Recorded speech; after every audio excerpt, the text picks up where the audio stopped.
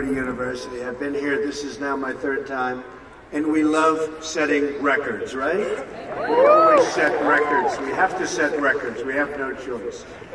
It's been a little over a year since I've spoken on your beautiful campus, and so much has changed. Right here, the class of 2017, dressed in cap and gown, graduating to a totally brilliant future.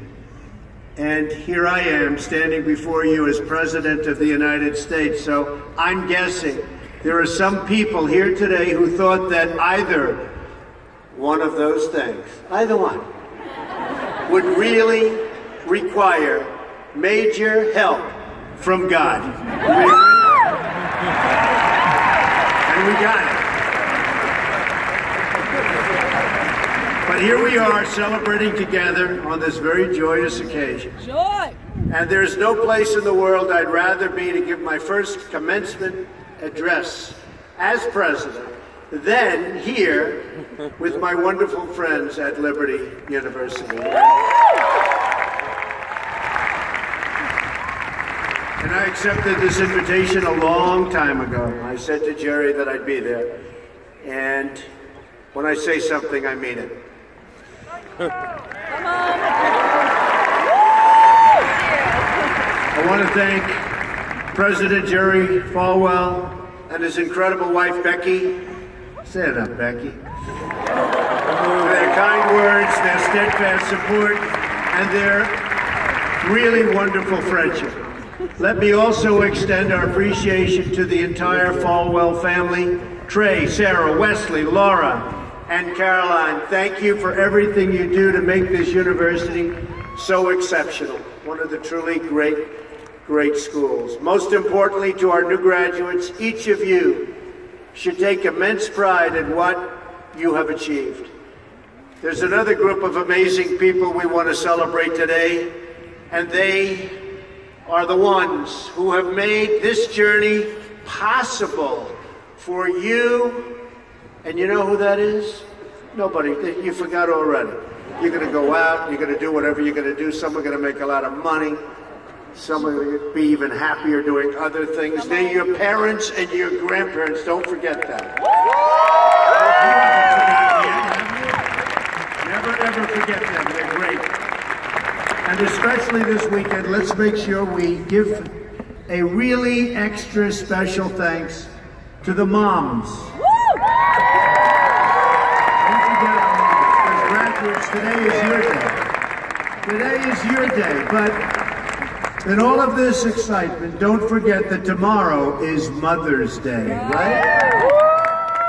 I had a great mother. She's looking down now, but I had a great mother. I always loved Mother's Day. We're also deeply honored to be joined by some of the nearly 6,000 service members, military veterans, and military spouses who are receiving their diplomas today. Would you please stand? Please stand. Wow.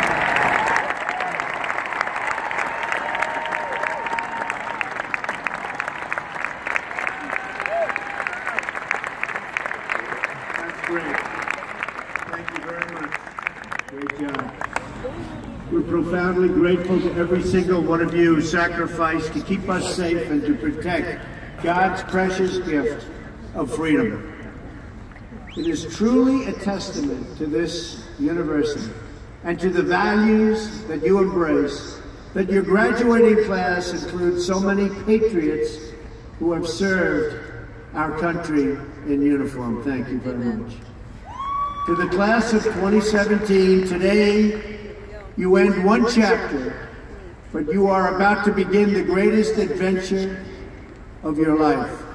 Just think for a moment of how blessed you are to be here today at this great university, living in this amazing country, surrounded by people who you love and care about so much. Then ask yourself, with all of those blessings and all of the blessings that you've been given, what will you give back to this country and indeed to the world? What imprint will you leave in the sands of history? What will future Americans say we did in our brief time right here on Earth? Did we take risks? Did we dare to defy expectations? Did we challenge accepted wisdom and take on established systems? I think I did, but we all did, and we're all doing it. Or did we just go along with convention, swim downstream so easily with the current, and just give in because it was the easy way, it was the traditional way, or it was the accepted way? Remember this, nothing worth doing ever, ever, ever came easy. Come on. Following your convictions means you must be willing to face criticism from those who lack the same courage to do what is right, and they know what is right, but they don't have the courage or the guts or the stamina to take it and to do it. It's called the road less traveled. I know that each of you will be a warrior for the truth, will be a warrior for our country and for your family. I know that each of you will do what is right, not what is the easy way, and that you will be true to yourself and your country and your beliefs. Absolutely. In my short time in Washington, I've seen firsthand how the system is broken. A small group of failed voices who think they know everything and understand everyone want to tell everybody else how to live and what to do and how to think. But you aren't going to let other people tell you what you believe, especially when you know that you're right.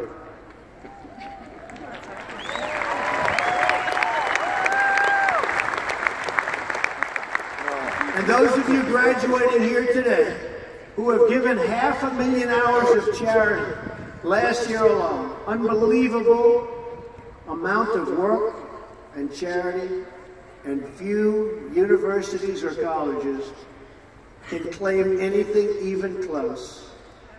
We don't need a lecture from Washington on how to lead our lives. I'm standing here looking at the next generation of American leaders. There may very well be a president or two in our midst. Anybody think they're going to be president? Raise your hand. In your hearts are inscribed the values of service, sacrifice, and devotion. Now you must go forth into the world and turn your hopes and dreams into action. America has always been the land of dreams because America is a nation of true believers. When the Pilgrims landed at Plymouth, they prayed. When the founders wrote the Declaration of Independence, they invoked our Creator 4 times. Because in America, we don't worship government, we worship God.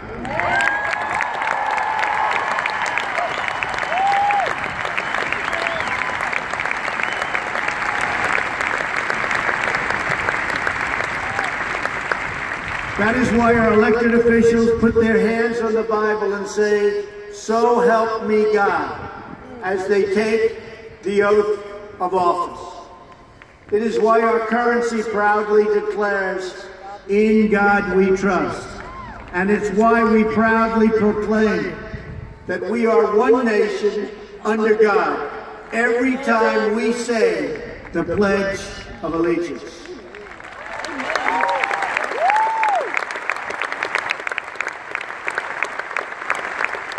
The story of America is the story of an adventure that began with deep faith, big dreams, and humble beginnings.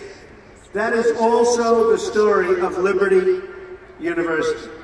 When I think about the visionary founder of this great institution, Reverend Jerry Falwell Sr., I can only imagine how excited he would be if he could see all of this and all of you today, and how proud he would be of his son and of his family. In just 2 days, we will mark the 10th anniversary of Reverend Falwell's passing. And I used to love watching him on television, hearing him preach. He was a very special man. He would be so proud, not just at what you've achieved, but of the young men and women of character that you've all become. And Jerry, I know your dad is looking down on you right now, and he is proud. He is very proud. So, congratulations. Reverend Falwell's life is a testament to the power of faith to change the world. The inspiring legacy that we see all around us in this great stadium. This is a beautiful stadium, and it is packed. I'm so happy about that. I said, how are you going to fill up a place like that? It is packed, Jerry. In this beautiful campus, and in your smiling faces, but it all began with a vision. That vision was of a world-class university for evangelical Christians. And I want to thank you because, boy, did you come out and vote, those of you that are older enough.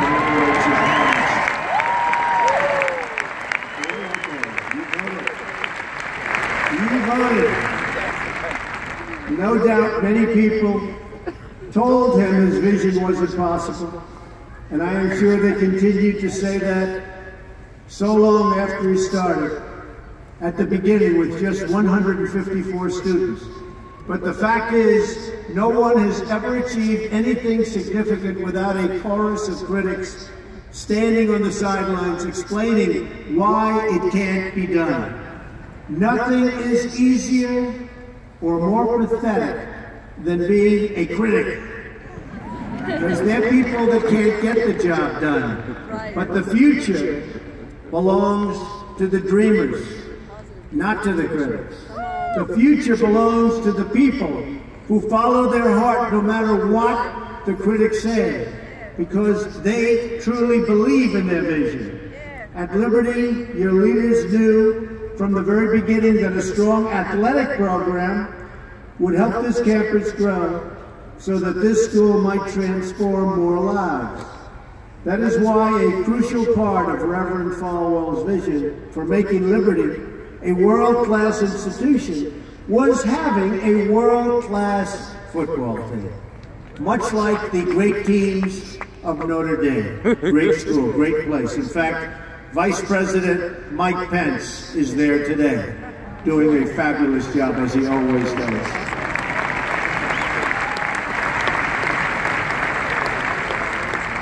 A few years ago, the New York Times even wrote a story on the great ambitions of the Liberty Flames. That story prompted a longtime president of another school to write a letter to Jerry. It's a letter that Reverend Falwell would have been very, very pleased to read. Jerry tells me that letter now hangs on the wall in the boardroom of your great university. It came from the late Father Theodore Hesper, who was the beloved president of the University of Notre Dame 35 years ago. Like this school's founder, he was a truly kind-hearted man of very, very deep faith. In the letter, Father Hesper recalled that Notre Dame's own meteoric rise from a small Midwestern school to a national football powerhouse. And then he wrote something so amazing and generous. He wrote, "I think you are on that same trajectory now, and I want to wish you all the best and encourage you from the starting and from being able to start very small and arriving in the big time.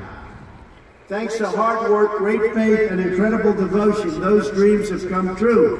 As of February of this year, the Liberty Flames are playing in the FBS, the highest level of competition in NCAA football. Don't clap, that could be tough.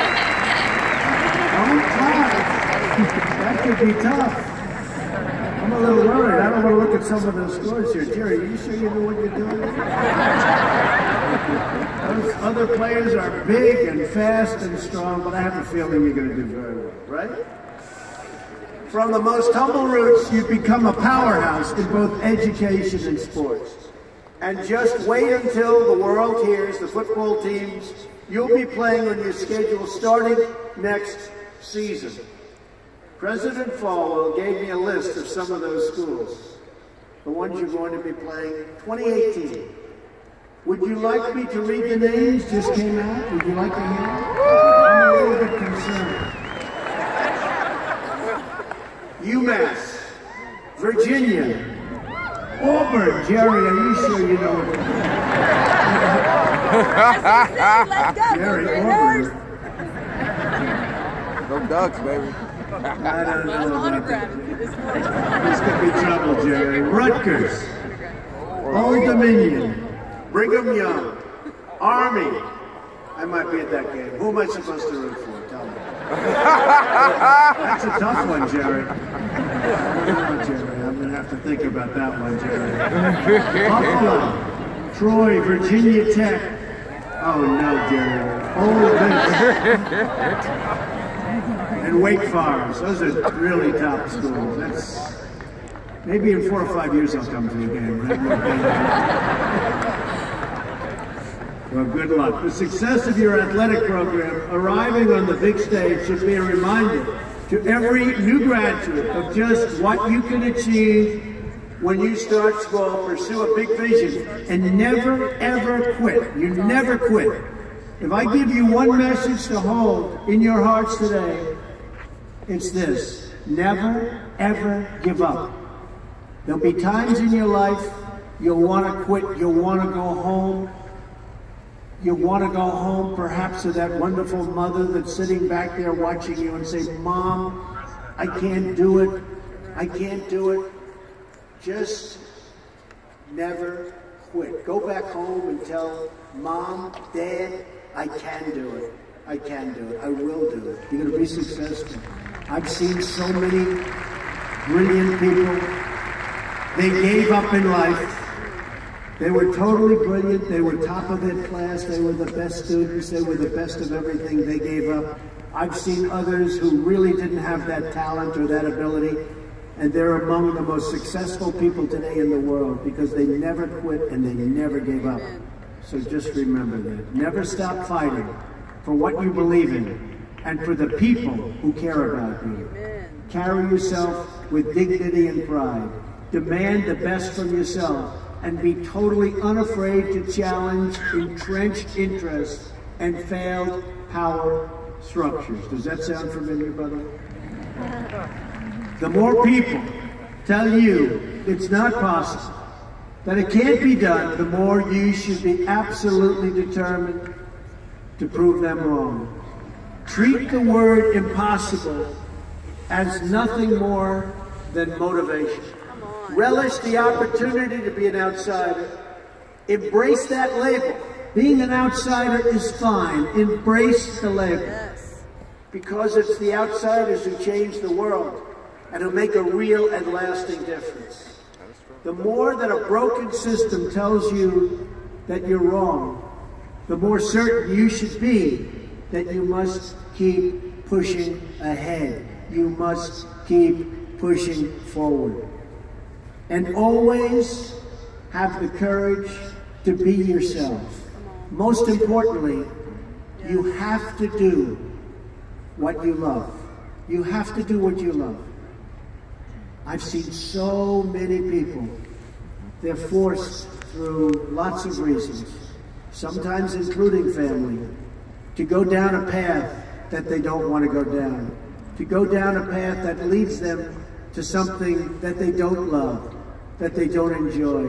You have to do what you love, or you most likely won't be very successful at it. So do what you love. I want to recognize a friend who is here with us today, who can serve as an inspiration to us all. Someone who doesn't know the meaning of the word quit. Real champion. A true champion. Both on the field, off the field. He's a Hall of Fame quarterback for the Buffalo Bills. Really a good friend of mine, an amazing guy. Jim Kelly. Where's Jim? He's here someplace. Where's Jim? Stand up, Jim. What a great man. Jim Kelly. He was tough.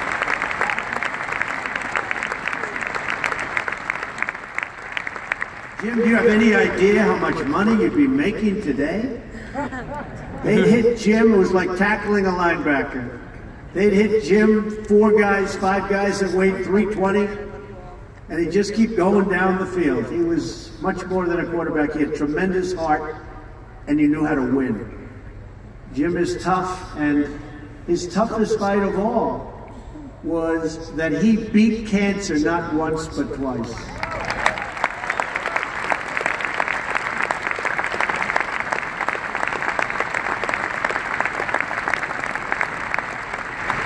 And I saw him and his incredible wife as they were in a very low moment. Jill, very, very low moment. And it was amazing the way they fought. It didn't look good. I would have said, maybe it's not going to happen. But there was always that hope because of Jim and Jim's heart. But I want to just say it's great to have you here today, Jim, and these people are big, big fans. And if you could get a young version of Jim Kelly, you'll be beating a lot of teams, Jerry. That's true. So, interestingly, though, I said, I wonder what Jim's doing here. His daughter, Erin, crosses the goal line to you and today with you. So, Erin, stand up. Where are you, Erin? Where is Erin? Congratulations, Erin. Congratulations. Graduating from Liberty. Great choice. Thank you. Liberty University is a place where they really have true champions. And you have a simple creed that you live by, to be really champions for Christ.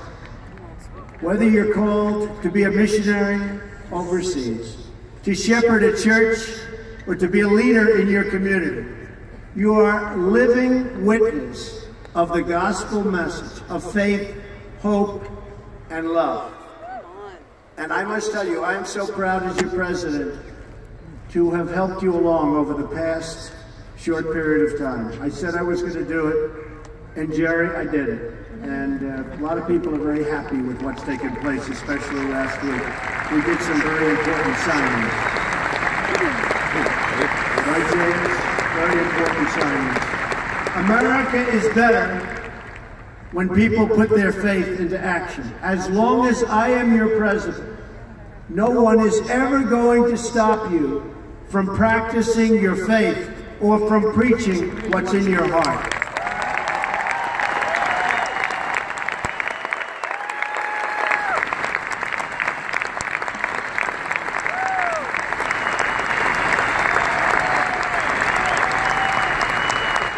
We will always stand up for the right of all Americans to pray to God and to follow His teachings. America is beginning a new chapter. Today, each of you begins a new chapter as well. When your story goes from here, it will be defined by your vision, your perseverance, and your grit. That's a word Jim Kelly knows very well, your grit. In this, I'm reminded of another man you know very well and who has joined us here today. His name is George Rogers, Liberty University CFO and Vice President for a quarter of a century. During World War II, George spent 3.5 years as a prisoner of war. He saw many of his fellow soldiers die during the Bataan Death March. He was the victim of starvation and torture as a prisoner of war. When he was finally set free, he weighed just 85 pounds and was told he would not live past the age of 40. Today, George is 98 years old.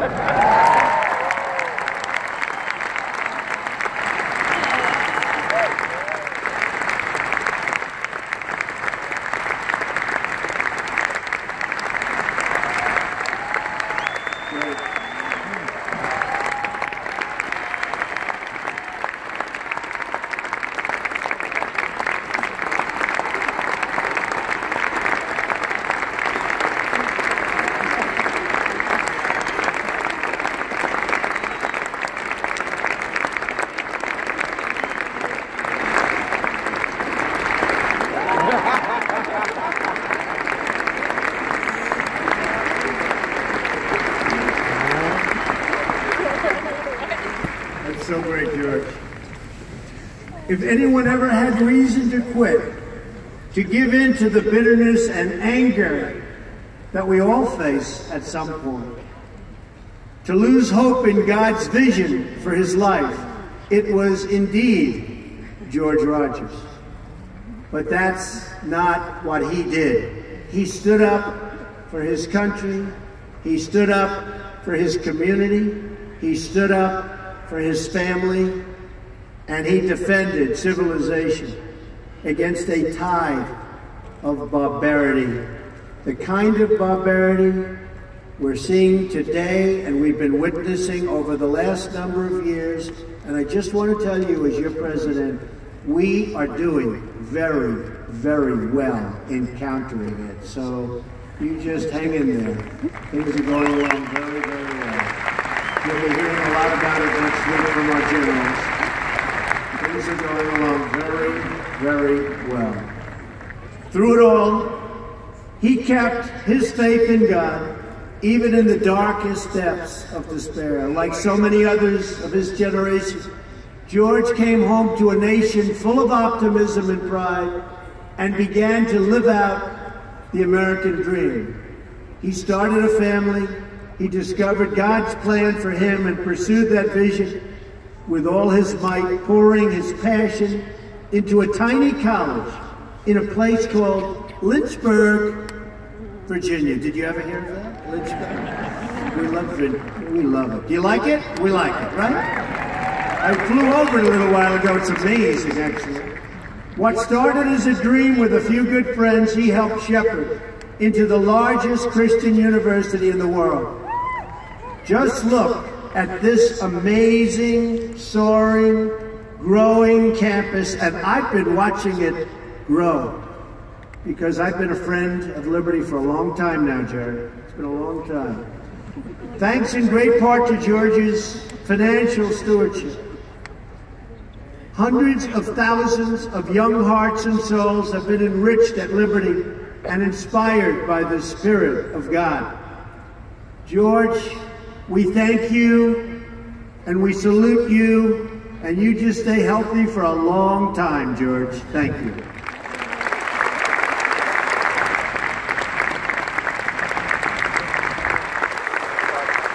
Now it falls on the shoulders of each of you here today to protect the freedom that patriots like George earned with their incredible sacrifice.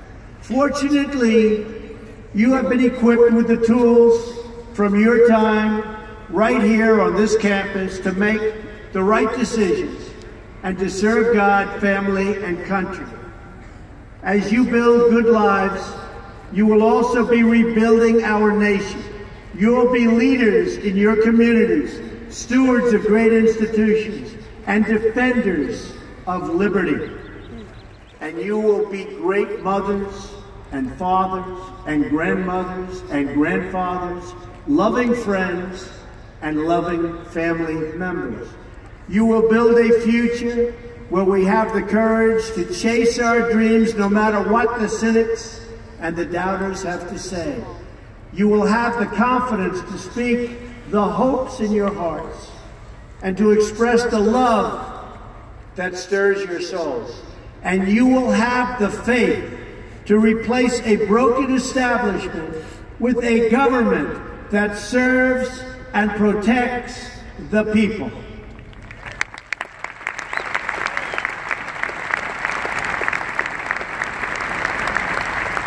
We must always remember that we share one home and one glorious destiny. Whether we are brown, black, or white, we all bleed the same red blood of patriots. We all salute the same great American flag, and we are all made by the same Almighty God. As long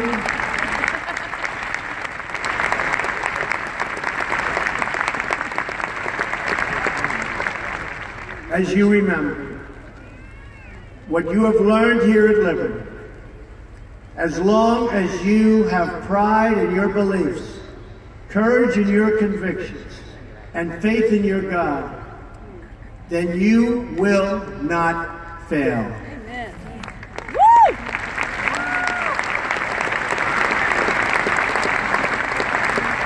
And as long as America remains true to its values, loyal to its citizens, and devoted to its Creator, then our best days are yet to come. I can promise you that.